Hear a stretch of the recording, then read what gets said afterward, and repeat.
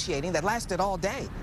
It really did, Diana. You can call this shuttle diplomacy that really paid off just moments ago. It all started with this piece of paper this morning, and council was really angry about this piece of paper, really felt that the treasurer, along with some of the mayor's financial team, were trying to pull a fast one.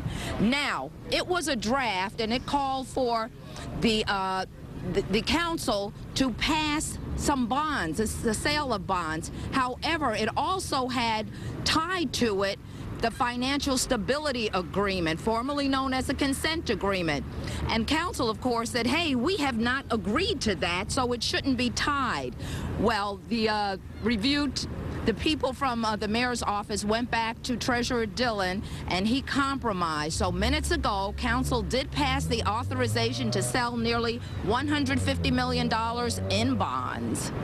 But it wasn't. To tell me that this transaction is contingent upon tying my arm behind my back, putting a gun to my head, and telling me that it's contingent on the execution of now a consent agreement is unacceptable. It looks like approving this escrow agreement would in fact be a backdoor approval of a consent agreement or an emergency management. What we're really trying to achieve is to give the city some runway to implement our plan.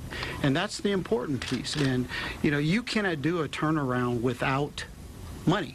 And so this is one vehicle to get money. And I think at some point later, we're going to have a discussion with the state about, you know, other types of cash infusions to help the city with this turnaround. This is arguably the most significant financial transaction that anybody around this table will ever vote on. And the outcome of this vote is potentially going to determine what happens with this city. It wasn't unanimous, but the vote did pass 6-3. That means the city will be able to refinance some of its bonds, will be able to sell $105 million worth of new bonds. That's a big step.